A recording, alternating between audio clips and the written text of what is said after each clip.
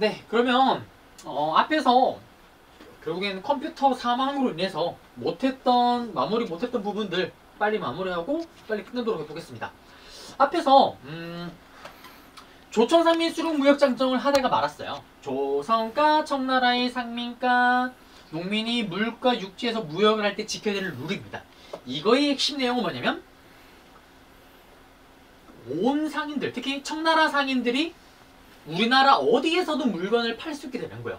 그러면서 최국 대우조항이 발동되면서 서양 사람들도 온 시골, 온 동네 물건을 팔게 됩니다. 시험에 나오면 어떻게 나오냐? 캐릭터가 나오거나 아니면은 사료가 나올 거예요. 온 동네 서양 애들, 중국 애들이 물건을 갖다 판대요. 다음과 같은 상황이 벌어지게 됐던 배경을 했을 때 여러분들이 조천상민 수륙무역장정을 찾으면 정답이고요. 그리고 쭉 내려가서 화폐정리 사업은 또 시험에 단독으로 나옵니다. 바로 이런 매기 같은 메가타, 재정고문의 메가타가 주도를 했다라는 거고요. 그리고 한마디로 환전이에요. 환전. 일본인이 완전 우리 조선을 먹기 전에 미리 세팅을 한번 하는 겁니다. 환전을 시키는 거예요. 조선 돈을 싹 다 일본 돈으로 바꾸게 하는 거죠. 근데 그 바꾸는 과정 속에서 돈이 좀 지저분하거나 좀 그렇다 그러면 일본 돈으로 하나도 안 바꿔주는 거예요. 그래서 조선의 돈이 갑자기 절반 이상이 사라집니다. 여러분들의 재산이 절반 이상 갑자기 사라지는 거예요. 그 결과 조선의 상인, 은행이 문을 닫게 되었다. 찾으면 정답이고요. 그리고 넘어가서 방공령이 있는데 방공령은 일본으로부터 곡식이 나가는 걸 방해하는 명령인데 조일 통상장정에 규정이 됐었기 때문에 이걸 바탕으로 때렸다라는 거고요. 중요한 건 여기네요. 국채보상운동. 일본 놈들에게 진 빚을 갚자.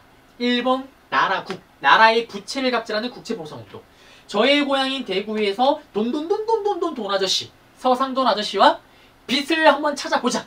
김광재 선생님의 발의로 시작이 됩니다. 그러면서 많은 언론사가 지원을 해줘요. 황성신문과 대한매일신보가 지원을 하였다. 찾으면 정답. 그 다음에 애국계몽운동 단체인데 신민회도 이걸 지원합니다. 그러면서 통감부의 탄압으로 실패했다라는 거고요. 그러면 이거는 정답이 뭐냐면 경제적 자립을 추구하였다. 그렇죠? 그 다음에 대구에서 주도하였다. 서상동 김관재가 주도하였다. 그 다음에 황성신문 대한매일신보가 지원하였다. 찾으면 정답입니다. 그리고 이 시기 때 일본에게 나라 뺏기기 직전이다 보니까 아무래도 우리나라 역사에 관심을 많이 가지기 시작을 합니다. 대표적으로 인물 문제로 단독으로 잘 나오는 신채호 선생님의 독사실록, 그 다음에 인물 문제로 잘 나오는 박은시 선생님의 조선광문회 활동이 이때다라는 거고, 그 다음에 인물 문제로 간혹 나오는 주시경 선생님, 한글을 연구하는 국문연구소, 그리고 넘어가서 근대문물인데요. 근대문물 같은 경우는 꼭 기억해야 되는 게 우정총국은 일단 갑신장변 1884년이고요. 그 다음에 은하철도 99999 우리나라 최초의 철도였던 서울과 인천 연결하는 1899년, 그리고 서대문과 청량리의 전차 이것도 1899년, 그리고 내려가서 제중원, 강혜원이 최초의 서양식 병원이 돼 제중원으로 바뀝니다. 이거를 만드는 데 기여했던 인물이 알렛, 갑신정변 때 치료를 하면서. 그리고 넘어갈게요. 교육이 구조서 반포, 이거는 2차 가보개혁 때. 동문학은 최초의 근대학교는 아니고요. 통역관을 기르는 교육기관이었고요. 원산학사가 최초의 근대학교이자 사립학교였고요. 그 다음에 원산에 위치했던 거고, 유경공원이 국가에서 만든 근대 공립학교입니다. 영재를 양육하는. 그리고 동학입니다. 동학만세. 동학이 2차 동학농민운동이 끝나고 천도교로 이름이 바뀌어요. 리모델링이 됩니다. 그러면서 만든 신문이 만세보. 자, 천도교는 나중에 종교 문제로 단독으로 나옵니다. 그리고 대종교. 기억나세요? 나철 5기호의 오적 암살단, 을사조약에 대한 우리 민족의 저항. 이 나철아찌가 일본에게 나라 뺏기기 1년 전에 바로 최고의 조상 당군을 숭배하는 대종교를 만들었다라는 거. 단독으로 나옵니다. 그리고 일본에게 나라 뺏긴 후에 신민회가 서간도로 갔더라면 대종교는 북간도로 갑니다. 그러면서 중광단이라는 무장 독립단체를 만들었다라는 거. 그리고 최근 들어서 또 박은시 선생님이 인물 문제로 넣을 때 유교 구신론. 이거는 뭐냐면 기존의 유교가 어떤 해결책을 못 해주니까 좀 실천적인 면을 찾아보자. 그 다음에 한영훈 선생님의 조선불교 유신론. 이거는 정답이 되기보다는 불교와 관련됐구나. 자, 그리고 언론기관입니다. 신문사 잘 나와요. 한성순보 최초의 신문. 그리고 한성주보가 빠졌는데요. 한성주보는 오답 선지로 제발 주세요. 최초의 광고. 독립신문은 서재 피라치가 민간인이잖아. 최초의 민간신문 미국에서 왔다 그랬죠. 영문판. 그리고 제국신문, 황성신문은 대한제국 시기 때 황제가 있는 성, 그 다음에 제국신문. 특히 황성신문 기억나세요? 을사늑악에 대한 저항이었던 장지연의 신라 방성대국을 게재했고 그 다음에 국채보상운동을 지원했다. 대한매일신보가 시험에 제일 잘 나와요. 이거는 영국인 베델. 사장이 영국인이다 보니까 일본이 어떻게 간섭을 못합니다. 그러면서 국채보상운동을 지원했고 또 장지연 신라 방성대국을 실기도 합니다. 그리고 의병에 대해서 호의적인 기사를 실기도 해요. 그 다음에 동학만세, 천도교는 만세부터. 자, 그리고 이제 일제강점기로 들어가 보겠습니다. 자, 여기는 출제율 100%. 1910년대, 20년대, 30년대를 구분해야 됩니다. 그래서 또 여기는 많이 나오면 두 문제가 나오기도 하죠. 왜? 경제정책이 단독으로 출제가 되기도 해요. 먼저 10년대. 딱 1910년 나라를 뺏기자마자 1919년 3.1운동 일어나기 전까지 무단통치. 무식하게 두드려 패는 거. 숨쉴 공간을 안 줍니다. 조선 총독부 만들고요. 헌병경찰. 경찰이 군인이에요. 조선을 군대 다루듯이 조선 사람을 군인 다루듯이. 그러면서 이때 폐형령. 조선 사람이 말을 안 들으면 두드려 팰 수가 있습니다. 법정으로 가는 게 아니라 가벼운 범죄는 때리는 거나 이거를 경찰이 직접 벌여줄 수가 있는 거예요. 공포정치 무단통치를 보여주는 거고 사진을 던져놔요. 또는 두드려 패는 사료가 들어갑니다. 일기구나. 1910년대 통치를 찾으면 되겠구나. 그리고 일기니까 1차 조선교육령. 경제입니다. 토지조사사업. 일기니까 일단 먼저 식민지배를 딱 들어가면 제일 먼저 하는 게 땅을 조사를 해야 될 거 아니에요. 그래야지 세금을 거두니까. 그래서 명분은 제대로 세금을 거두겠다. 그러고 이걸 핑계로 어떻게 신고를 안 한 토지 다 뺐습니다. 국가 소유. 대한제국 망했잖아요. 그 땅 주인 누군지 모르죠. 다 뺏어가요. 우리나라 땅의 40%를 뺏어갑니다. 그리고 이거를 헐값에 갖다 팔면서 일본인들이 대거 들어오죠. 이게 1기 때. 그 다음에 그러면 토지조사 사업이 단독으로 시험 문제 나오게 되면 어떻게 될까요? 바로 조선 총독부의 지세 수입이 증가했다. 찾으면 정답. 그리고 회사령. 1기니까 숨쉴 공간을 안 줍니다. 회사를 만들면 허락해줘야 되는 거예요. 허락을 맡아야 되는 거예요. 동진이가 신발 공장을 만들고 싶다. 조선 총독부가 허락을 해줘야 됩니다. 허락 안 해주겠죠. 조선 기업이 1도 없습니다. 엉망진창. 이게 1기다라는 거. 그리고 2기입니다. 1919년 10년 안 됐을 때 3.1운동이 터져요. 일본이 깜놀하죠. 야, 조선 애들 두드려 패면 직스를 못할 줄 알았는데 그게 아니네. 달래줘야 되겠다. 라면서 이걸 계기로 무단통치에서 문화통치로 바꿉니다. 이때 컨셉은 친일파를 키우는 거. 친일파가 많았더라면 3.1운동을 사전에 잡았을 텐데. 그리고 어떻게? 우리를 가지고 놀아요. 무슨 말이냐? 알았어. 앞에서 1기 때 맨날 군인 출신만을 총독시켰는데 이제 문관 출신도 시켜줄게. 하지만 실제로 한 번도 한 적이 없어요. 알았어. 총칼 버릴게. 헌병경찰제도 대신에 보통경찰제도로 갈게. 라고 하지만 인원 장비수를 늘립니다. 알았어. 이제 언론 출판 이들 자유롭게 해. 이때 조선일보, 동아일보가 창간하지만 매일 검열해요. 까는 기사가 많다. 기사를 덜어내거나 너무 많다. 그날 신문사 문 닫습니다. 1기 때 1차 조선교육령, 2기 때 2차 조선교육령. 고등교육을 시키고 대학교를 만들 수 있게 하지만 하려고 하면은 방해를 해요. 우리를 가지고 놉니다. 시험에 나오면 어떻게 나오냐? 이거 다 줘요. 다음 같은 정책으로 바뀌게 됐던 배경은 3.1운동 찾으면 정답. 그 다음에 또 이때 경제정책이 단독으로 나와요. 첫 번째 산미증식계획. 자, 1기 때 1910년대에 땅을 다 조사한 걸 바탕으로 땅을 수탈했고 그걸 바탕으로 이제는 2기 때 20년대는 쌀의 생산량을 늘리는 산미증식계획을 펼칩니다. 그러면서 쉽게 말하면 우리나라로부터 쌀을 가져가는 건데 이거요. 계획했던 양이 있을 거 아니에요. 근데 그 계획했던 양이 안 되지만 계획대로 가져가 버립니다. 그럼 무슨 일이 벌어지냐? 우리나라에 쌀이 부족해지겠죠. 오히려 그러자 일본이 눕을 배고프겠다. 만주산 싸구려 작곡을 수입해서 갖다 줘요. 쓰레기들. 그리고 농민들이 망하면서 국외로 넘어갑니다. 시험에 나면 어떻게 나오냐? 쌀의 생산량이 막 늘어나요. 그렇게 하기 위해서 뭘 하냐면 수리시설을 보충해야 되고요. 좋은 종자를 개선해야 돼요. 이거를 우리 농민들에게 다 부과를 시키는 거예요. 농민들이 힘들겠죠. 그리고 큰 틀에서는 결국 어떻게 됩니까? 정답은 우리나라의 1인당 쌀 소비량이 줄어요. 그리고 이때 이제 회사령을 신고지로 바꿔요. 허가지에서. 뭐냐면 이제는 동진이가 공장을 하고 싶으면 신고만 하면 돼요. 이상하죠. 이거 왜 풀어줬을까요? 허가제를 하니까 사실 일본 기업도 여기에 조건을 충족시키는 게 어려웠던 거예요. 근데 10년이 지났잖아요. 풀어줘봤자 어차피 조선 기업은 씨가 말랐습니다. 푸는 거예요. 이걸 계기로 우리나라 기업이 조금씩 생겨나기 시작했지만 일본의 기업들이 대거 들어왔다라는 거. 물산 장려는 좀 더 설명해 드릴게요. 자, 그리고 30년대. 1930년대, 40년대는 일본이 전쟁에 미쳐가요. 31년 만주사변, 37년 중일전쟁, 41년 태평양전쟁. 전쟁에 데려가려면 어떻게? 동원하려면은 우리나라 정신을 없애야 됩니다. 1기 두드려 패는 무단통치, 2기 우쭈쭈 달려주는 문화통치, 3기 정신을 쥐어버리는 민족 말살 통치.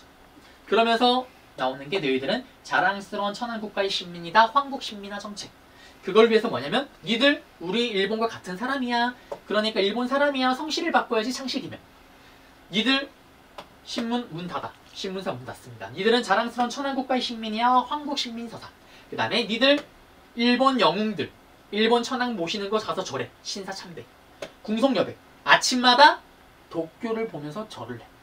그 다음에 조선과 일본이 같아요. 조선과 일본이 같아요. 그 다음에 조선과 일본이 조상이 같아요. 일선동조론, 내선일체. 이런 것들을 다 주장했다라는 거. 네. 그리고 지금 1기 때 1차, 2기 때 2차, 3기 때 3차. 정신 자체를 없애다 보니까 이제 소학교를 이게 오타입니다. 항상 얘기를 하지만 이게 자동으로 바뀌다 보니 초등학교가 아니라 한글팔로 작성하다 보니까 이게 바뀌어버렸어. 국민학교입니다.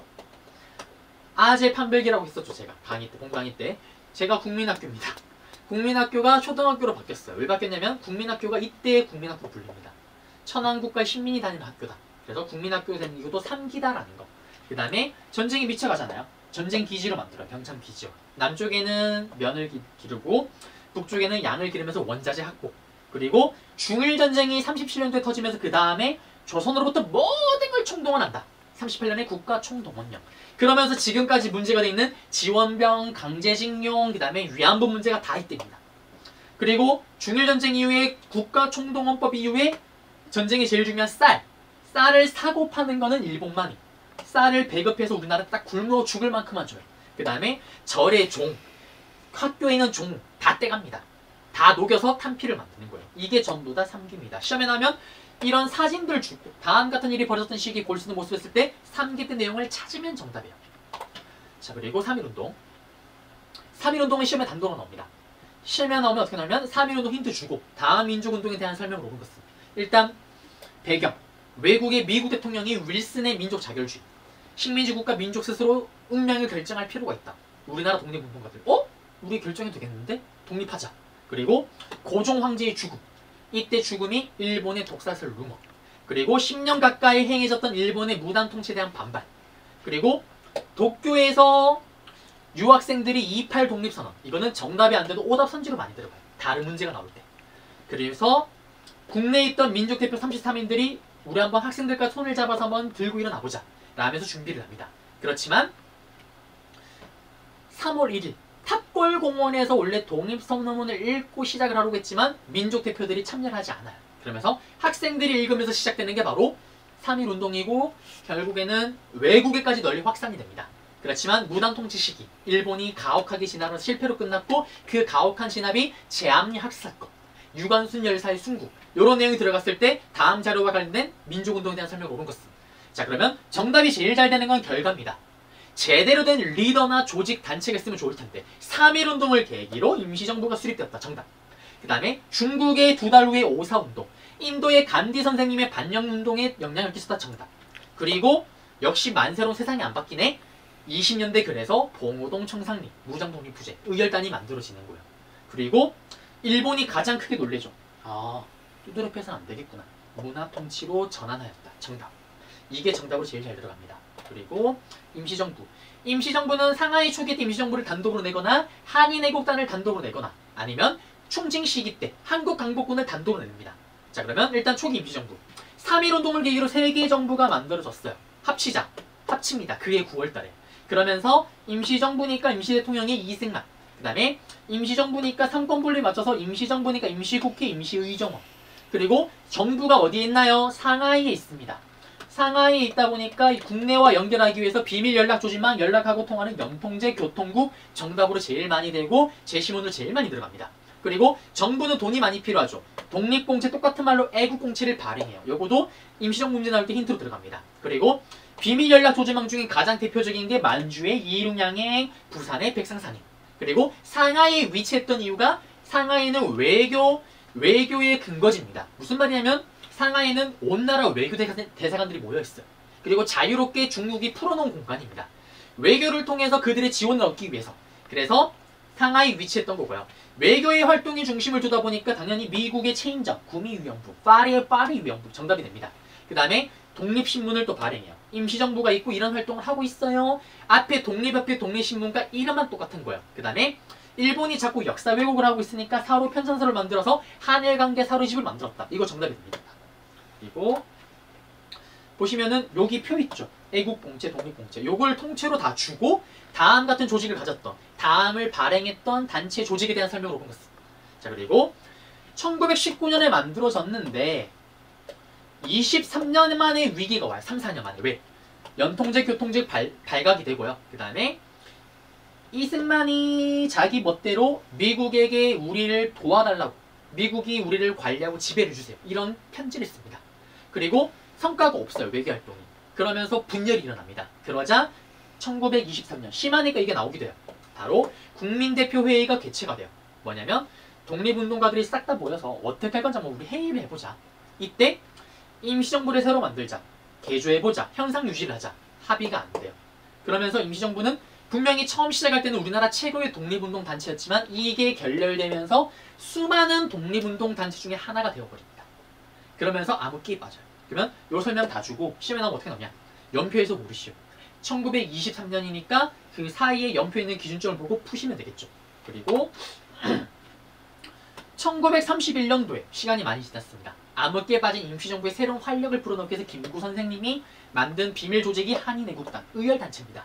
가운데 봉봉듀어 선생님, 가운데 봉봉듀어 선생님 말고 누가 폭탄을 던졌다. 싹 다 의열단. 이봉찬 선생님, 도쿄의 일본 천황에 폭탄을 던지지만 안타깝게 실패. 그렇지만 중국에서 난리가 나요. 왜냐면 중국도 이미 31년에 만주 사변으로 만주를 뺏겼잖아요. 이 사건이 일어나자 아깝다. 이봉찬 아깝다. 성공했어야 되는데. 그걸 핑계로 일본이 상하이를 쳐들어갑니다. 상하이 사변. 일본이 승리를 거둬요. 그러자 상하이 홍코우 공원에서 승전 기념 파티와 일본 천황의 생일 파티를 겸해서 큰 파티를 열려고 해요. 이때 윤봉길 의사가 가서 다들 아시는 것처럼 성공을 합니다. 우리나라 독립운동의 새로운 길을 여세요. 임시정부가 어떻게 중국으로부터 인정을 받게 되고 중국의 지원을 얻게 됩니다. 자, 정리해볼게요. 시험에 나면 어떻게 하느냐. 이봉찬 윤봉길 던져놔요. 다음 인물이 소속했던 단체에 대한 설명을 옳은 것은 김구가 조직하였다. 임시정부 예하의 의열단체였다. 한인애국단의 단원이었다. 그 다음에 이봉창은 도쿄의 일본 국왕의 천황의 폭탄을 투척하였다. 또는 상하이 사변의 계기가 되었다. 이봉창 의거는요. 그 다음에 윤봉길 의사는 임시정부가 중국으로부터 지원을 얻게 되었다. 찾으면 정답. 그리고 이 이후에 일본의 탄압이 상하이에서 너무 심해지니까 도망갑니다. 언제까지?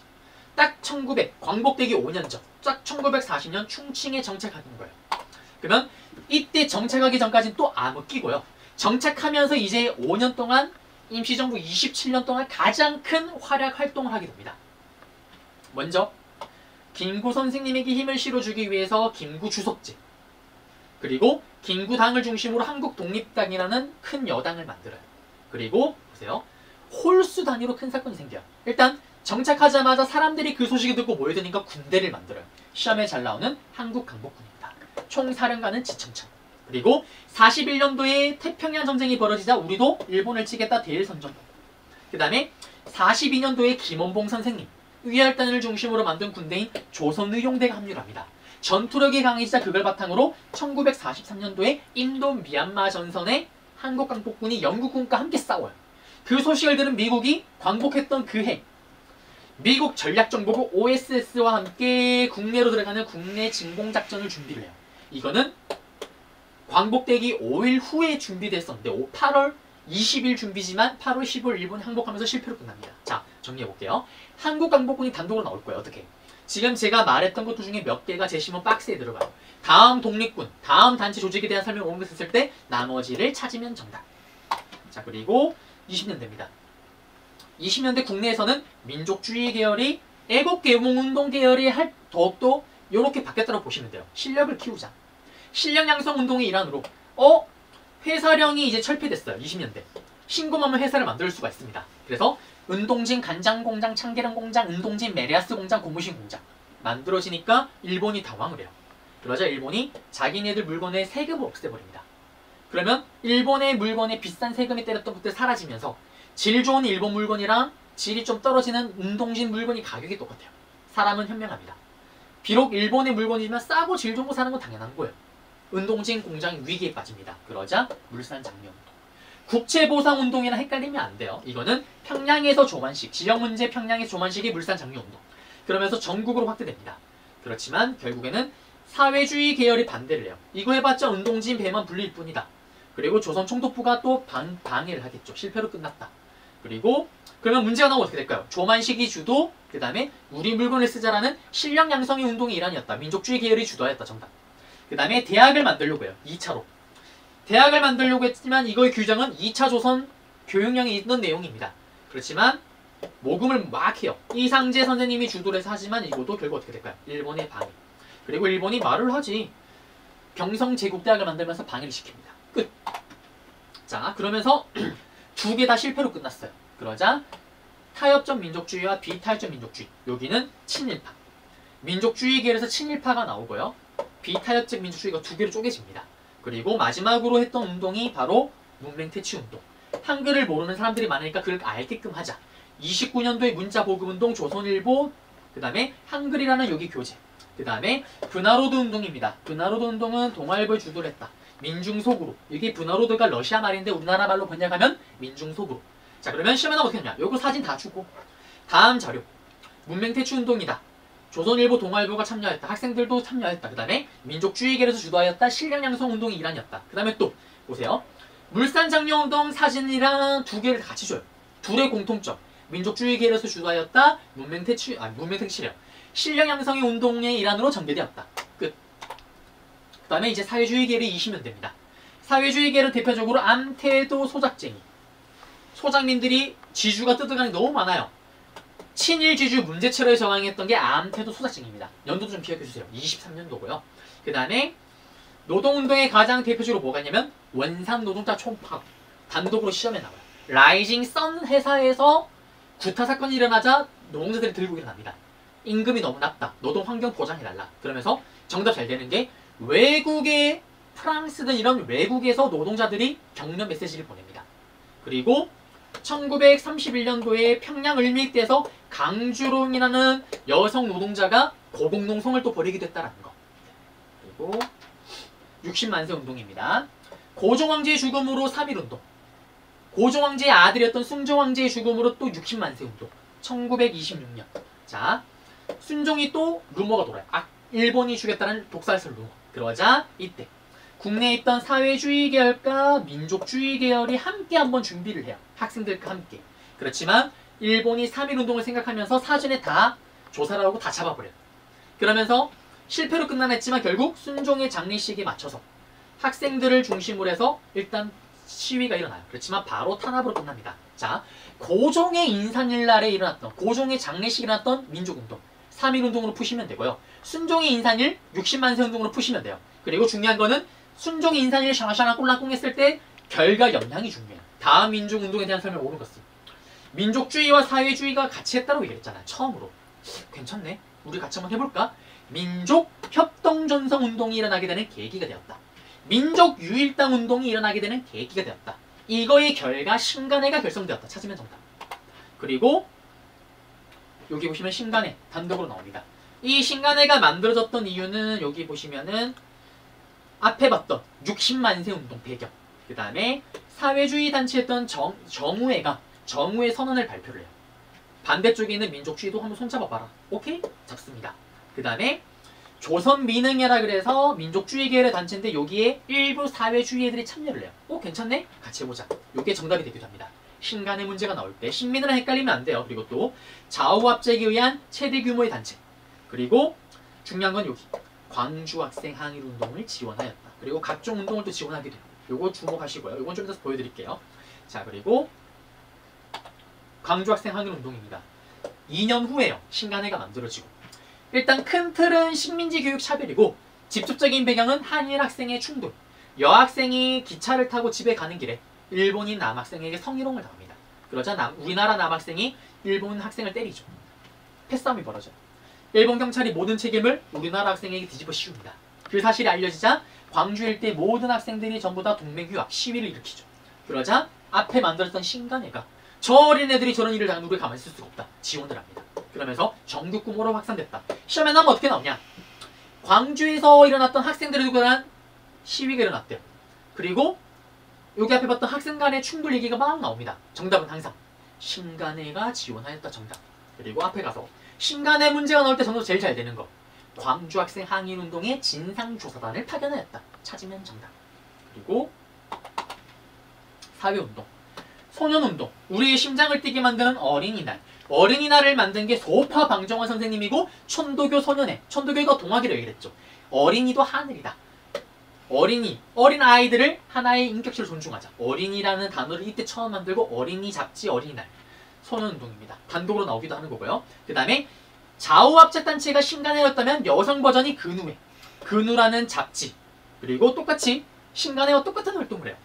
광주 학생항운동을 지원하고 다만 차이점은 여성 단체니까 여성 인권을 향상시키기 위해서 노력했다. 그리고 단독으로 잘 나오는 형평운동. 저울처럼 형평을 이루자. 백정. 백정에 대한 차별을 철폐하려고 합니다. 백정도 사람이다. 1차 가보개혁 때 신분이 사라졌지만 여전히 차별을 받고 있는 거예요. 그래서 진주, 지역 문제 나옵니다. 진주에서 조선 형평사를 만들었다라는 거. 백정들이 주도했다. 그러면 문제가 나오면 어떻게 될까요? 백정들 얘기 샤나샤나 꿀랑꿍. 진주에서 조선 형평사가 주도하였다. 그 다음에 백정의 차별을 철폐하고자 했다. 그리고 민족수호운동입니다. 자, 역사 왜곡을 자꾸 해요. 조선의 역사를 편하게 수정하는 친일단체. 그러자 신채호 박은희 선생님이 민족주의 사학자입니다. 비록 나라를 뺏겼지만 정신을 가지면 된다. 민족주의, 우리 정신, 민족, 조선 상고사, 옛날 역사, 조선사 연구초, 그 다음에 우리 고대의 정신, 난가사상을 강조하세요. 민족주의 계열입니다. 그리고 또 예전에 기억나세요? 독사신론. 그 다음에 의열단의 행동강령이었던 조선혁명선언. 그리고 박은시 선생님, 임시정부의 2대 대통령이자 유교 구신론, 한국의 아픈 역사, 한국통사, 아픈 독립운동에 피 흘렸던 한국독립운동 지열사, 그리고 정신 혼을 강조합니다.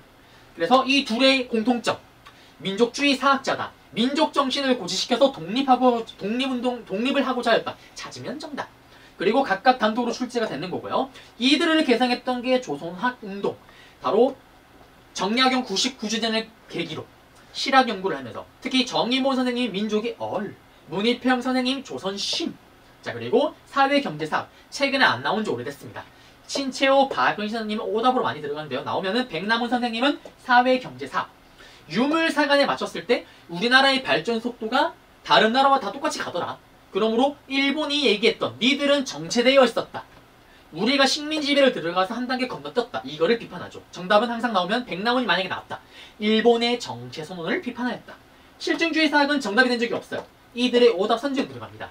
실제 있는 팩트, 증거를 가지고 역사 공부를 하자. 철저한 무능고증, 객관적인 연구. 그러면서 정확하게 역사를 진단하자. 진단학회, 진단학복. 자, 민족수호운동 계속 갑니다. 국어입니다. 기억나세요? 나라 뺏기기 전에 국문연구소. 주시경 선생님의. 그리고 일본에게 나라를 뺏기고 나서 문화 흐름이 끊겼다가 왜? 무단통치니까 20년대 풀어주면서 조선어를 연구하는 조선어 연구회. 이때는 나라를 뺏겼으니까 딱 조선어라고 얘기를 해줘야 돼요. 흐름이 끊겼으니까 이게 바로 한글이에요. 잡지 한글을 만들고 이게 바로 한글이에요. 한글을 보급하기 위한 가가냐 한글날의 전신이죠. 그리고 문을 닫습니다. 30년대 이 멤버가 그대로 만드는 게 10년 연구한 걸 바탕으로 학회를 만들어요. 스탠다드 표준, 맞춤법 통일한 표준어를 제정하고 우리말 큰사전을 편찬합니다. 자, 그리고 시험에 나오면 어떻게 나오냐? 최근의 트렌드는 조선어 연구의 조선어 학회를 구분하지 않습니다. 어차피 그 단체가 이름이 바뀐 거니까요. 묶어서 같이 보시면 어떤 내용이 나오면 다음 단체에 대한 설명했을 때 요걸 찾으면 돼요. 그리고 신경량파 카프, 이게 20년대다. 사회주의가 우리나라는 3.1운동을 계기로 등장을 해요. 1920년대 사회주의가 처음 등장한 거예요. 문학 작가들도 여기에 영향을 받습니다. 그게 바로 이거예요. 그 다음에 나온 게 아리아리랑 쓰리쓰리랑 아리랑이 20년대다. 요거만 기억해 주시고요. 그 다음에 천도교는 후천개벽 기억나시죠? 잡지 이름이 개벽이에요. 신여성, 그리고 소년운동. 그 다음에 동학동학 만세 만세복. 대종교는 기억나세요? 나철과 오기요 당군 숭배. 일본에게 나라 뺏기고 나서 그 다음에 어디로 갑니까? 중강당 북강도 북로군정소부. 그 다음에 나머지는 보통 오답 선지로 들어갈 거고요. 자, 그 다음에 1910년대 우리나라 국내에서는 독립의군부. 전라도 일대에서 임병찬 선생님이 고종의 밀지를 받아서 남은 의병을 모아서 의병 전쟁을 준비하지만 일본의 탄압으로 실패로 끝나요. 그리고 조선 총독부와 일본 천황에게 나라 국가 권리를 돌려달라고 얘기했다가 탄압을 당합니다. 복벽주의. 이거는 뭐냐면 다시 만약에 독립을 하면 왕이 있어야 된다. 대한광복회는 바로 경상도 지역. 박상진, 김자진 장군 등이 주도를 해요. 이때부터는 이제 공화정. 왕이 필요 없다.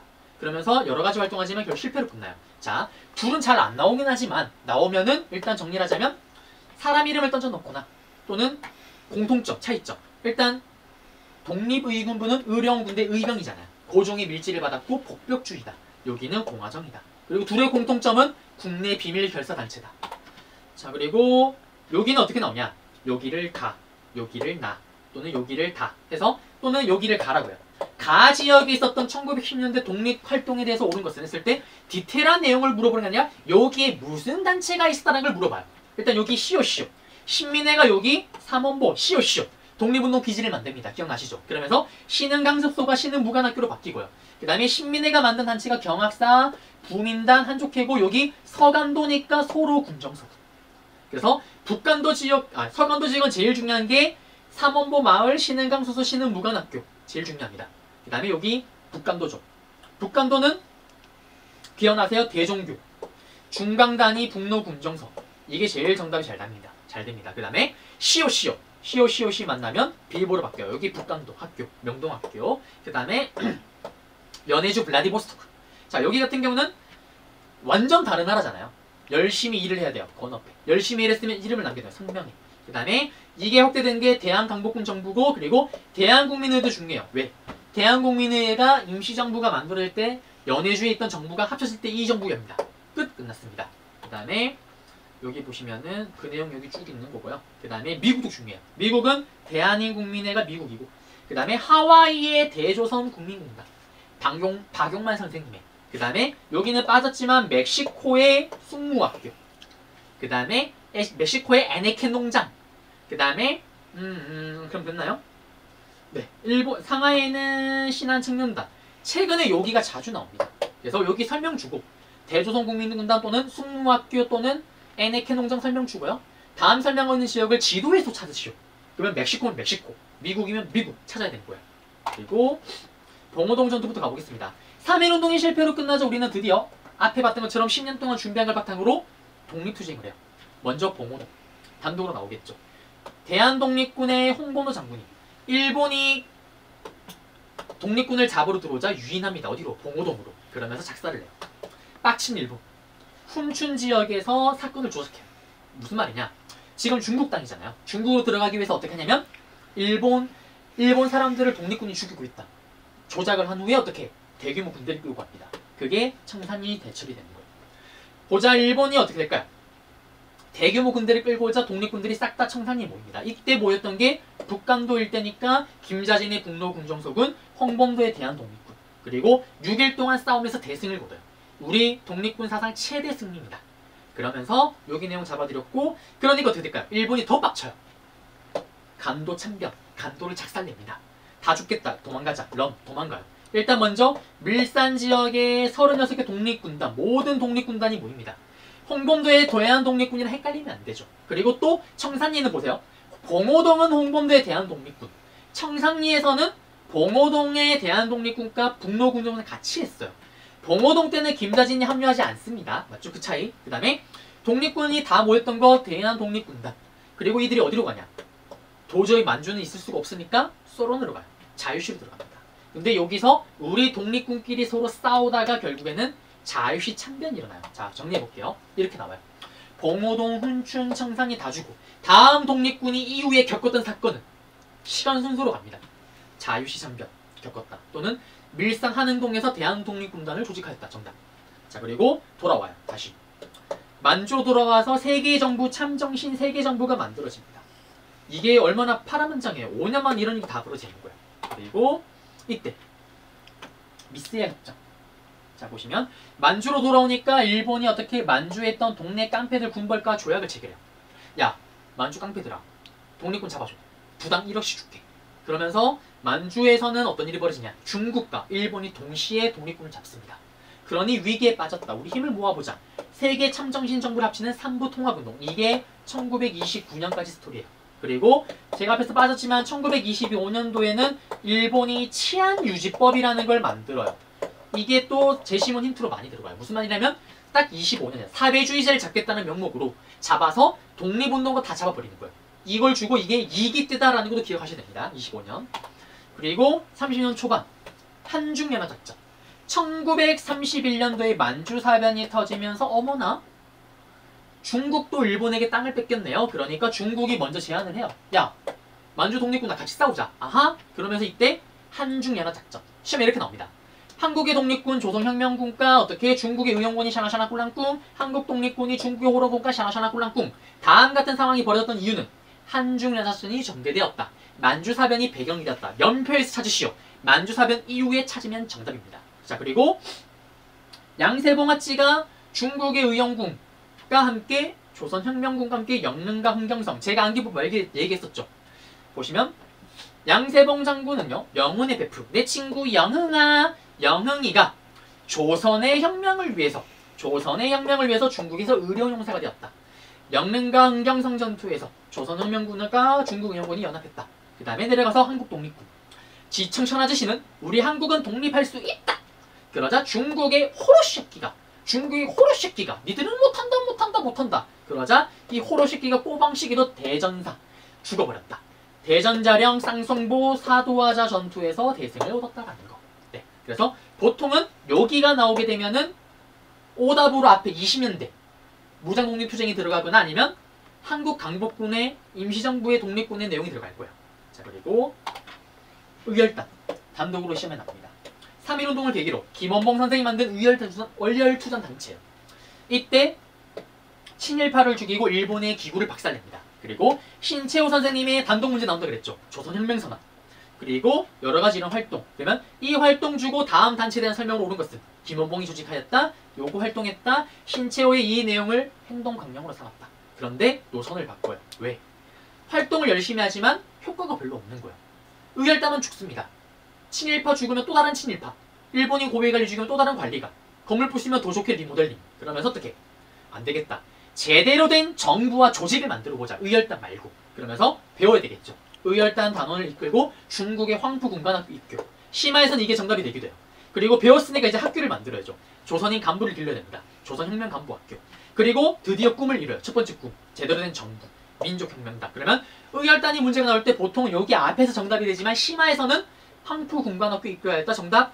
군관학교. 조선혁명간부학교를 설립하였다. 정답. 민족혁명당이 결성하였다. 정답. 그리고 민족혁명당을 만들었어요. 의열단을 중심으로 여러 단체를 합쳤습니다. 좌우합작단체고요. 물론 신간회보다 좀 늦긴 했죠. 최초의 국내의 좌우합작단체는 1927년 35년에 중국 본토에서. 그리고 그 다음에 어떤 일이 생기냐. 37년도에 중일전쟁이 터져요. 난징 대학살이 일어납니다. 난징에 있던 게 민족혁명당이잖아요. 도망가요. 우한. 바로 우한으로 도망가면서 이때 나 김원봉 의열단 출신이야. 드디어 두 번째 꿈, 군대를 만들어요. 시험에 이게 단도로 나올 수가 있습니다. 조선의용대가 드디어 만들어져요. 한국 강복군이 1900 딱 충칭에 정착했던 40년이죠. 2년 빠릅니다. 최초의 독립군이에요. 중국 본토에서 만들어진, 만주 말고. 그리고 민족혁명당 산하의 조직입니다. 민족혁명당 이름이 조선민족혁명당으로 바뀌어요. 똑같은 단체니까 그게 그겁니다. 그래서 문제가 나오게 되면은 중국 관내 최초의 한인 무장부대다. 그리고 이들이 내부 분열이 일어나면서 어떤 부대는 저기 북쪽으로 가요. 그러면서 사회주의 정부를 만드는데 합류를 합니다. 조선독립동맹. 그리고 기억나세요? 이들 중 남아있는 김원봉을 비롯한 조선유형대 일부가 어디로 가요? 1942년에 한국 강복군으로. 그러면서 그걸 바탕으로 43년도에 한국 강복군이 인도 미얀마 전선에 영국군과 함께, 45년에 미국과 함께 국내 진공작전. 그리고 조선독립동맹. 여기는 최근에 출제된 적이 없습니다. 오답 선지롱을 들어가요. 두봉 김두봉이 조선의용대 화북지대 올라왔던 애들까. 그리고 사회주의자들 함께 만든 사회주의 단체예요. 그래서 광복되기 직전에 중국의 본토에는 사회주의 단체의 조선독립동맹 그리고 임시정부가 있었다라는 거. 자, 이제 드디어 마지막 부분입니다. 자, 여기는 이제 현대사인데요. 자, 여기 부분은 시간 순서 흐름을 물어볼 거예요. 광복을 했어요. 광복을 하자 미국과 소련이 각각 분할 점령을 합니다. 그러니까 지금 이 애매모호한 형태를 해결해야 돼요. 미군정 시기가 벌어져요. 그리고 지금 국내에는 광복되고 정부가 없습니다. 무정부 상태예요. 이거를 수습했던 게 바로 건준이, 조선건국준비위원회입니다. 여운영 선생님이 중심이 됐고요. 광복 직후에 경찰 역할을 했다라는 거. 전국에 체인점을 만듭니다. 근데 사회주의 애들의 성향이 강하다 보니까 사회주의가 권력을 틀어지자 우익 쪽이 다 탈퇴를 해버려요. 그러면서 이때 조선인민공화국을 선포하지만 사회주의 정부를 수립하지만 미국이 들어오면서 인정을 하지 않습니다. 자, 그리고요. 자, 여기서부터 중요해요. 모스크바 상무회상에는 단독으로 나오게 되면 여기는 시간 순서 흐름. 어떤 사건 던져놓고 연표에서 고르시오. 또는 어떤 사건 주고 이거 이후에 볼 수 있는 거. 자, 지금 미국과 소련이 있어요. 어정쩡합니다. 주둔하고 있는 미국, 소련, 초강대국, 영국이 모여서 회의를 하는 거예요. 한반도 어떻게 할 거야? 빨리 정부 만들어주자. 임시민주주의 정부. 근데 만들려면 얘들이 어떤 정부를 원하는지 얘기를 들어봐야 될 거 아니야. 사회주의 정부를 원하는지 자유민주주의 정부를 원하는지. 주둔하고 있는 미국과 소련이 어떻게 공동위원회를 만들어서 얘기 한번 들어봐. 그러면 시간이 한 5년 걸리겠지. 그러면 맥시멈 5년이 걸리는데 그동안 우리가 관리할게. 난리가 나요. 뭐야? 또 식민지배 하는 거 아니야? 신다 통치 반대 운동이 일어납니다. 이때 민족주의 계열 우익은 결사 반대. 사회주의 좌익은 반대를 냈다가 찬성으로 바꿔요. 왜? 야 이거 빨리 우리가 합의하면은 1년 만에 만들면 얘들 1년 만에 나가는 거네. 민족주의 계열. 야 쟤들 저렇게 말해놓고 계속 지배하면 어떡하는데? 싸웁니다. 그럼 시험은 어떻게 나오냐? 방금 제가 얘기했던 거. 모스크바 상고회상에 다 던져놔요. 다음 회의의 결과. 국내의 좌우 대립이 격화되었다. 반대로 사실을 줘요. 신라 통치 반대 찬성.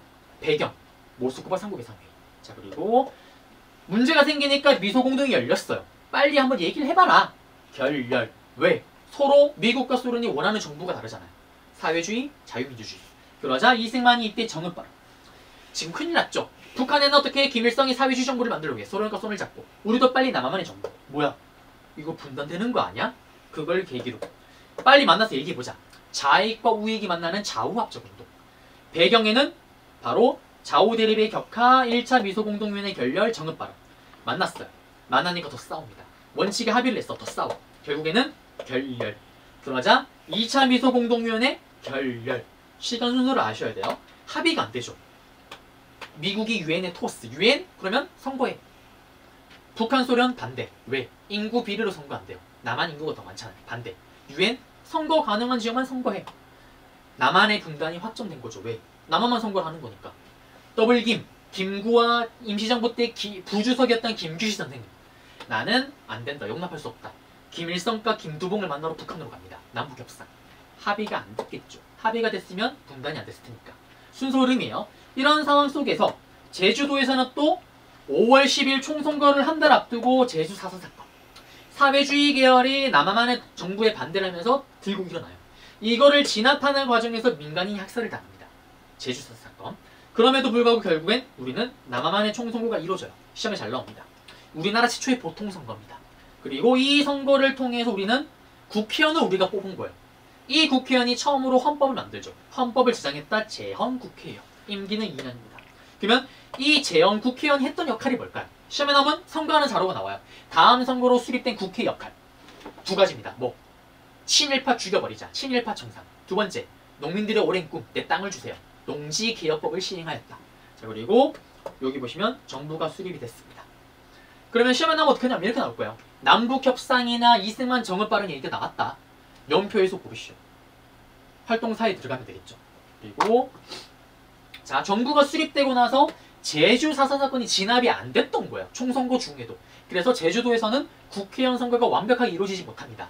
요거 진압했던 게 여수 순천 11구 사건이에요. 그리고 드디어 단독으로 나오는 거. 재헌국회. 재헌국회가 친일파를 청산하는 반민족행위 처벌법을 제정해요. 그렇지만 이승만 정부의 방해로 제대로 하지를 못합니다. 그리고 시험에 잘 나온 게 이거예요. 친일파 청산 샤란샤란 꼴랑꿍. 다음 법에 대한 설명을 온 것은 재헌국회가 제정하였다. 농지개혁법. 농민들에게 땅을 주는 거예요. 유상매입, 유상분배가 중요합니다. 뭐냐면 우리는 사회주의 국가가 아니잖아요. 지주로부터 돈을 주고 땅을 줘서 이 땅을 그냥 주는 게 아니라 농민에게 돈을 받고 주는 거예요. 농민이 돈이 없겠죠. 그래서 땅 받은 땅의 30%를 5년 동안 150%를 내라. 그리고 땅이 3정보. 10,000평 있으면 3정보가 9,000평 정도예요. 9,000평은 무조건 국가에 반납을 해야 되는 거예요. 공짜가 아니라 물론 돈 받고 받는 거긴 하지만. 그러면서 제일 중요한 거. 이거 다 주면 정답. 재헌국회에서 제정하였다. 결국에는 땅이 없는 사람이 땅을 받았잖아요. 자장농. 내 스스로 경작하는 농민이 늘어났다. 찾으면 정답. 6.25 전쟁입니다. 쉽게 나올 거예요. 누가 봐도 6.25 전쟁 힌트를 줘요. 다음 전쟁에 대한 설명을 옳은 것은 또는 흐름을 물어볼 거예요. 뭐냐면 인천 상륙작전 던져놓고 다음 이후에 볼 수 있는 거, 또는 145태 주고 다음 이후에 볼 수 있는 거. 자, 먼저 가장 중요한 거 배경. 에치슨 선언입니다. 미국 국무장관이요. 전쟁이 일어나기 한 5달 전이죠. 이때 우리 미국은 라인을 끄었다. 에치슨 라인. 여기 라인에 있으면은 미국이 개입하는데 여기 라인이 없으면 개입하지 않는다. 한국이 빠져요. 김일성 심장이 뜁니다. 미국이 우리 포기했네? 쳐들어가는 거예요. 그러면서 전쟁이 일어납니다. 우리는 바로 밀리죠. 시작 3일 만에 한강을 뺏기고요. 서울을 뺏기고요. 그 다음에 한 달여 만에 저의 고향이었던 대구와 부산을 제외한 낙동강 방어선 라인을 구축하고 그 외엔 다 뺏깁니다. 제주도를 포함한. 그러자 미국이 바로 도와주고 들어와요. 그리고 그 다 유명한 바로 인천 상륙작전. 이게 성공을 하면서 여기를 끊어버리면서 이렇게 양동작전, 그리고 치고 올라가는 거예요. 그러면서 압록강까지 진격을 하고 깃발을 꽂으려는 순간 중국군이 참전을 합니다. 인해 전술, 못 막아요. 다시 퇴각. 145태인데 이때 흥남 철수도 있고요. 145태가 벌어집니다. 자, 그리고 결국에는 서울 다시 뺏겨요. 그리고 정비란 후에 다시 서울을 되찾고 지금의 38도선 부근에서 왔다리 갔다리 합니다. 그러자 전쟁 다 그만하고 싶어. 휴전회담에 들어가요. 그러자 이승만은 이걸 반대해요. 왜? 어차피 엉망됐다. 끝장을 보자. 그러면서 반공포로, 공산주의에 반대했던 포로들이 거제도에 있으니 이걸 포로버립니다. 선생님, 이게 뭐가 중요해요? 이 전쟁은 땅을 차지하는 전쟁이 아니죠. 이념 전쟁이에요. 사회주의냐, 자유민주주의냐. 근데 공산주의였다가 공산주의에 반대하는 애들만 풀었다? 공산주의보다 사회주의 공산주의보다 자유민주주의가 우월하다는 거잖아요. 이것 때문에 휴전이 엎어질 뻔합니다. 그렇지만 이승만을 달래고요. 미국이 대신에 나중에 우리가 지켜줄게. 그 약속을 해주면서 끝이 나요. 그리고 그 약속대로 한미 상호 방위조약. 누가 누굴 서로 지켜요? 미국이 일방적으로 우리 지켜주는 거. 이것 때문에 지금까지 주한미군이 주군하고 있는 겁니다. 그럼 정리해볼게요. 시험에 나면 어떻게 하냐? 시간 순서 흐름. 인천 상륙작전 던져놓고 이거 이후에 볼 수 있는 거. 145태 휴전회담 들어갔다. 한미 상호 방위조약. 찾으면 정답이죠. 에치슨 선언은 오답이죠. 왜? 이게 배경이니까. 이런 식으로. 145태 나올 때 인천 상륙작전 에치슨 선언 앞이죠. 틀렸죠. 자, 그리고 이승만 정부입니다. 이승만 정부가 시험에 나오게 되면은 단독으로 나와요. 예를 들면 발췌개헌 4.4.5위 개헌 주고 다음 정부 시기 때 있었던 사건, 이승만 정부 내용을 찾으면 돼요. 그 다음에 4.19 하면 단독으로 나옵니다. 일단 먼저 발사 발췌개헌. 대통령 직선제로 바꿨다. 뭐냐면 간접선거에서 직접 뽑는 거. 핵심 키워드. 그 다음에 두 번째 4.4.5위 개헌. 우리나라는 헌법상 대통령 맥시멈 2번밖에 못합니다. 근데 벌써 2번을 다 했어요. 또 나가고 찝어. 치사하게 지만 나가는. 1대 대통령 하에서 나가는 거 무제한. 풀어버리고 나가서 당선이 돼요. 그래서 요런 개헌 내용이 나올 때 이거 이승만 정부를 물어보는구나. 그리고 개헌을 단독으로 물으면 핵심은 발췌는 직선제. 여러분 우리가 직접 뽑는 거. 4.4.5입은 1대 대통령에 한해서 나가는 거 무제한. 그리고 이때 나가서 당선이 됐는데 생각보다 다음 라이벌 당에 있던 애들이 인기가 많은 거예요. 죽여버리자. 진보당 사건. 유력한 다음의 라이벌 조봉암을 북한의 프락치로 죽여버립니다. 그 다음에 신국가 보안법을 통과시키고요.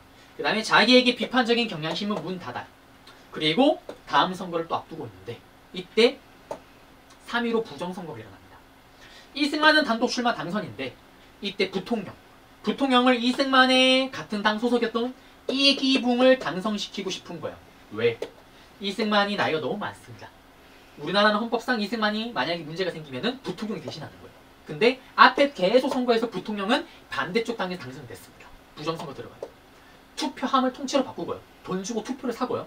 그러면서 이게 밝혀지자 마산에서 시위가 일어나요. 그리고 저의 고향이었던 대구에서도 시위가 일어나고요. 그러자 키워드 김주열 학생이 시위 도중에 죽임을 당했는데 이 사건을 은폐하기 위해서 바다에 시신을 던졌다. 이게 들통납니다. 시위가 더 격화돼요. 그러자 정부가 계엄령을 선포하고 무력 진압을 합니다.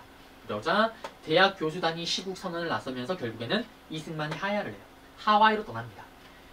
4.19 혁명 시험 문제 나오면 제시문 박스에 3.15 부정선거 또는 김주열 샤라시안 꿀랑꿍. 다음 자료와 관련된 민주화 운동에 대한 설명을 옳은 것은 이승만이 하야하게 되었다. 찾으면 정답. 이승만이 하야했으니까 누가 대신 잠시 관리를 해야죠. 허정 과도 정부가 수립되었다 찾으면 정답. 부정선거 내각 선거 다시 했을 거 아니에요. 그러면서 장면 내각이 수립되었다 찾으면 정답. 장면 내각입니다. 그리고 경제입니다. 경제는 이때 전쟁 끝나고 미국이 우리를 지원해줘요. 먹고 입고 싸는 거. 소비재죠. 소비하는 거. 특히 면을 줍니다. 그 다음에 또 밀을 줘요. 미국은 빵이니까. 설탕도 줍니다. 세 가지가 하얗죠. 304만. 그래서 이거는 정답이 된다기보다는 다른 경제 문제 나올 때 오답 선지로. 네. 그리고 기속재산 처리법은 뭐냐면 미군정 시기 때 일본이 남기고 한 재산을 관리하고 있다가 정부가 수립되고 이걸 넘겨줘요. 근데 6.25 전쟁이 터지고 나서 스톱이 돼 있다가 전쟁 끝나고 이거 친일파 이거 일본이 남긴 재산을 민간인에게 넘겨주는 겁니다. 그 내용이고요. 자, 그 다음에 장면 내각. 4.19혁명으로 만든 장면 내각 특징은 딱 두 가지만 기억하면 돼요. 국회가 두 개입니다. 앞에 이승만 독재가 너무 심했잖아요. 참의원, 민의원. 그 다음에 대통령이 실권이 아니라 국무총리가 실권을 가지는 내각 책임제였다라는 거. 끝났습니다. 그래서 국무총리 장면이 실권을 가지는 거예요. 장면 내각을 얘기를 합니다. 그렇지만 5.16 군사정변으로 바라바라밤 박정희 군부가 들어서면서 끝나버립니다. 1년도 못 가요. 자, 그리고 박정희 정부가 시험 문제 잘 나옵니다. 나오면 어떻게 나오냐면 크게 세 파트. 바로 잘 안 나오지만 2년 조금 했었던 군정 시기. 그 다음에 박정희 정부 시기. 대통령이 시인했던 유신 체제. 군정 시기는 들어서고 나서 뭐라고 얘기하냐면 일단 정치기구를 만들어요. 예전에 최충원이 교정도가, 최후가 정방 만든 것처럼 국가를 재건하기 위한 최고 회의기구를 만듭니다. 그리고 이때 지금 국정원의 전신인 중앙정보부 요 두 개만 기억하시면 돼요. 그 다음에 결국엔 어떻게 하냐. 본인이 다시 내각 책임지를 뜯어고치고 대통령 중심제로 바꾼 후에 전역을 한 후에 나가요. 당선이 됩니다. 근데 이때 이제 박정희 정부 때 있었던 사건을 아셔야 돼요. 박정희 정부의 가장 큰 컨셉은 이겁니다. 경제개발하겠습니다. 해야 돼요. 근데 돈이 없죠. 그래서 한일 국교 정상화. 일본과 국교를 정상화합니다. 그 대가로 일본으로부터 8억 달러. 공짜로 일단 8억 달러. 지금 또 8천억이 넘어요. 그 돈이 없었으면 우리는 경제개발을 못했습니다. 대신에 그 조건으로 그 전에 있었던 위안부나 이런 거를 개인적인 차원에서는 받아주지 않게끔 들어가는 거예요. 이거는 굴욕적이다. 뜨거운 여름에 생각나는 63냉면, 63시위가 일어납니다. 이게 박정희 정부 때 일이다. 그러면 이때 또 돈을 얻기 위해서, 경제개발 자금을 얻기 위해서 베트남 파병도 합니다. 미국의 요청을 받아서. 브라운 각서 내용이 들어가 있어요. 뭐냐? 만약에 미국을 도와서 베트남에 파병을 하면은 나중에 전쟁 끝나고 베트남에 건설 들어갈 때 우리나라한테 우선권을 주겠다. 그 다음에 또 각종 군대 무기 다 최신식으로 바꿔주겠다. 군인들 월급 우리가 주겠다. 체결돼요. 그러면 시험에 어떻게 나오냐? 한일협정 베트남 파병 나왔을 때 다음 사건을 연표해서 고르시오. 박정희 정부 시기를 찾으면 되겠죠. 그 다음에 또 다음 정부 시기 때 볼 수 있는 거. 박정희 정부를 물어보네. 한일협정을 정답이거나 베트남이 나오면은 한일협정. 한일협정이 나오면 베트남 파병. 다 같은 정부잖아요. 그리고 삼성개혁. 기억나시나요? 이승만은 치사하게 자기만. 2번을 해버린 거예요. 그러자 또 나가고 싶어. 삼성개혁. 그리고 새마을운동. 농촌개혁, 의식개혁운동에서 전국적으로 나아갑니다. 새마을운동이 박정희 정부다라는 거. 그리고 밝은 면이 있으면 어두운 면. 경제개발이 성공했지만 그 대가로 저임금 정책이 있었던 거야. 그러자 노동자들 전태일 분신 사건이 일어납니다. 그리고 유신체제. 대통령이 신이 돼요. 여기를 단독으로 냅니다. 이때 어떻게 되냐. 지금 7.4남북 공동성명. 갑자기 발표를 때려요. 통일이 코앞에 왔습니다. 나에게 힘을 조금만 실어주세요. 제가 통일을 완수하고 떠날게요. 10월 유신. 유신체제가 들어가요. 대통령 몰빵입니다. 대통령 이제 더 이상 우리가 못 뽑아요. 간선제, 간접선거. 그리고 통일주체 국민회의라는 곳에서 지들끼리 뽑습니다. 임기는 6년인데 무제한 나갈 수가 있어요. 10년은 요거 중요해요. 긴급조치권. 대통령이 생각할 때 큰 사건이다. 긴급조치권을 발동합니다. 국회를 자기 마음에 좀 해산시켜요. 국회의원을 3분의 1을 자기가 임명해요. 그러면 남은 3분의 2 중에 반타작만 해도 3분의 1만 가지고 3분의 1 자기 사람이니까 무조건 대통령 당선이죠. 그래서 국민의 기본권을 제약합니다. 그러자 유신체제 끝 무렵에 YH 무역 사건이나 김영삼 국회의원 제명 사건이 터지면서 부마 민주항쟁이 터지면서 결국에는 11.6 사태로 총을 맞고 죽죠. 자, YH 무역 사건과 김영삼 국회의원 제명으로 일어났던 부마 부산 마산 민주항쟁 이게 유신체제 때 있었던 사건이다라는 걸 아셔야 돼요. 그 다음에 긴급조치권 1호, 2호, 3호 사료가 들어가요. 다음 조치가 때려졌던 시기에 볼 수 있는 거 했을 때 유신체제 내용을 찾으면 정답이에요. 이때 너무나도 엄격합니다. 미니스커트를 단속하고요. 장발도 단속했다라는 거. 그리고 경제. 다들 아시는 것처럼 업적은 업적이죠. 1차, 2차. 1차, 2차 처음 할 때는 일단 가벼운 것부터 가벼울경. 신발, 가발 같은 거 만들어요. 그리고 10년 후에 70년대 3차, 4차. 무거운 것부터. 이제 무거운 거. 중공업, 중하. 신발이 아니라 이제는 자동차, 배 이런 걸 만듭니다. 그리고 여기 시험에 잠도 나와요. 7사남북 공동선언. 갑자기 뜬금없이 지금 북한과 자주적으로 평화적으로 민족적 대단결로 통일을 하겠습니다. 3대 원칙을 발표합니다. 뭐야? 통일되는 거 아니야? 이때 유신체제 때리고요. 그 다음에 남북조절위원회를 만들었다. 이거는 다른 통일정책 나올 때 통일정책 단독으로 나와요. 오답선지로 들어갈 수가 있습니다. 서로 조절하겠다. 처음으로 합의를 했으니까. 그렇지만 가동된 적은 없다. 그리고 전두환. 자, 박정희 대통령이 죽었습니다. 신군부. 또 전두환 노태우가 권력을 틀어져요. 그러자 5.18 광주 민주화운동이 일어납니다. 신군부야 꺼져라. 대통령은 죽었지만 유신헌법 살아있죠. 유신헌법 철폐, 신군부 퇴진. 그렇지만 이거를 또 신군부가 진압을 합니다. 그러면서 이때 군대를 만들어서 조직을 하지만 결국엔 진압을 당하고요. 이때 민주화 기록들은 유네스코로 지정되기도 합니다. 그래서 5.18 광주 민주화운동은 단독으로 나올 거예요. 정답은 신군부 퇴진, 유신헌법 철폐를 주장하였다 또는 시민군을 조직하였다 정답. 그 다음에 유네스코에 지정됐다 기록물들이. 그리고 이걸 진압하고 국가재건 최고회를 박정희가 만들었다면 얘들은 국보위. 이걸 만들어서 또 권력을 장악합니다. 그리고 헌법을 뜯어 고쳐요. 어떻게? 유신헌법이 계속 있으면은 어쨌든 계속 시위가 일어나니까 없애요. 없애긴 없애는데 어떻게 하냐? 여전히 우리 손으로 뽑는 게 아니라 지들끼리 뽑겠다. 그리고 대신에 여러 번 안 할게요. 7년 딱 한 번만 할게요. 굵게 짧게. 그러면서 정부가 수립이 돼요. 그러자 5.18 민주화운동을 어떻게 보면 부당하게 권력을 장악을 했잖아요. 그걸 은폐하기 위해서 회유책, 교복, 두복, 자야라, 그 다음에 야간 통행 금지, 그 다음에 해외여행도 자유화하고요. 그 다음에 3S 정책, 스크린, 컬러 TV가 나오고요. 프로야구, 프로스포츠, 그 다음에 섹스, 야한 걸 막 풀어버려요. 사람들 이쪽 생각 못하게끔. 그런 과정 속에서 언론을 탄압하고요.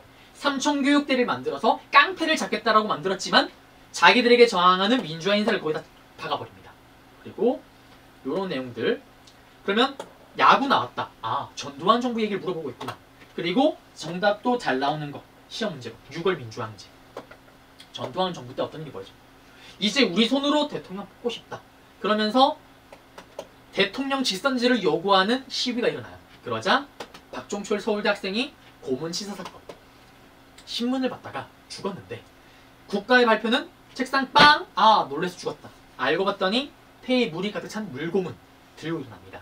그런데 이때 전두환 정부는 4.13 호원조치, 기존의 헌법을 보호하겠다. 시위가 더 격화돼요. 60국민대회, 6월 민주항쟁입니다. 그러면서 결국에는 항복을 하죠. 6.29 민주화 선언. 그러면서 지금의 대통령 제도가 이거의 결과 만들어지는 거예요. 5년에 한 번 뽑는, 우리가 뽑는 직선제기야. 시험에 나오면 어떻게 나오냐? 여기는 빠졌지만 연세대 학생 이한열, 박종척, 4.13 호원조치, 6.29 민주화 샤라샤 꿀랑꿍, 다음 민주화운동에 대한 설명을 오르거슨. 5년 단임의 대통령 직선제로 개헌되었다. 그리고 전두환 때는 3조왕. 정답이 되지는 않습니다. 선지로 들어갈 거예요. 경제정책에. 3적. 세 가지가 낮아요. 저금리, 저달러, 저유가. 그래서 경제호황. 그리고 이것도 오답 선지. 전두환 때 단발성으로 최초의 이산가족 상봉, 그 다음에 예술공연은 교환인데 이거는 다른 통일정책의 오답 선지로. 자, 그리고 노태우 정부입니다. 그리고 나서 노태우 정부에 어떻게 된 겁니까? 노태우가 당선이 어떻게 됐냐면 반대쪽 야당이 분열이 돼요. 쓰리김, 김종필, 김대중, 김영삼이 나오면서 어부지리로 노태우 정부가 40%도 득표를 못한 당선이 돼요. 그렇지만 국회의원 수는 당연히 반대쪽이 많겠죠. 여소야대 국회가 열립니다. 그러면서 3당 합당, 요거를 수습하기 위해서 세 개의 그 당 합치는 원래 있던 이 민주정의당을 중심으로 해서요. 김대중의 당을 제외한 나머지 2개 당을 합치는 3당 합당을 해서 민주자유당이 만들어져요. 여소야대 국회입니다. 자, 중요한 건 이거예요. 이거보다는 노태우 정부 때는 노라고 하는 일이 보셔요. 노라고 했던 서울올림픽. 노라고 했던 나라 소련과 중국과 북방 외교. 노라고 했던 나라 누구? 북한과 고위급 회담을 통해서 노라고 했던 나라 북한과 유엔에 동시가입. 노라고 했던 북한과 최초로 합의했는 남북기본합의서. 그 다음에 노라고 했던 거 비핵화 선언까지. 자, 그러면 노태우 정부 나오면 요 내용 나올 때 던져놨을 때 찾으면 되는 거고. 그 다음에 김영삼. 드디어 문민정부입니다. 군인이 아닌 거예요. 그래서 이때의 정부는 그 전에 있었던 부정부패를 척결하겠다. 그러면서 역사바로 세우기로 조선 총독부 날려버립니다. 그리고 전두환 노태우를 법정에 세워요. 그리고 고위공직자 재산등록제, 우리가 지금 재산을 알잖아요. 그 다음에 금융실명제, 검은 돈을 없애기 위해서. 그 다음에 지방을 통제하기 위해서 지방자치를 안 했다면 이제 지방 스스로 정치할 수 있는 걸 전면적으로 실시합니다. 그리고 OECD 가입을 해요. 이것 때문에 IMF가 터집니다. 어떻게 보면 너무 활발하게 열다 보니 외국 돈이 들어왔다가 세계적으로 경제 불황이 닥치자 외국 돈이 다 빠져나가요. 그러면서 기업들이 묻어집니다. IMF가 터졌다. 그리고 통일정책은 중요한 거 없고요. 이렇게 볼게요. 자, 박정희 때 밥을 짓기 시작을 합니다. 경제개발 성공을 했죠. 그 다음 대통령이 누구냐면 노태우. 밥솥을 열었어요. 밥이 너무나 많아. 신나게 퍼먹습니다. 3조 호황. 그 다음 대통령 노태우. 열었어요. 누룽지밖에 없네요. 기록될 게 없어요. 그 다음 김영삼. 열었어요. 아무것도 없네. 끓다 보니 밥솥이 깨집니다. IMF. 그리고 김대중. 김대중부는 최초의 여야 합의로 인해서 여야 합의래요. 여야 교체가 이루어집니다. 평화적으로. 그러면서 IMF를 극복했다. 그리고 중요한 거는 햇볕 정책. 따뜻하게 햇볕을 쬐겠다. 뭐냐면 북한과 대립하는 게 아니라 햇볕을 쬐서 자유롭게 스스로 열게끔 하겠다. 먼저 정주영 현대그룹 회장이 소를 끌고 북한으로 가면서 출구를 열고 금강산 관광을 시작하고요. 그걸 바탕으로 여기 1차 남북 정상회담, 최초로 정상회담이 이루어집니다. 그리고 6.15 남북 공동선언을 발표하고 이때 서울과 신의주 연결하는 경의선, 그 다음에 개성공단에 합의를 하고 이산가족이 정기적으로 상봉하는 게 합의가 됩니다.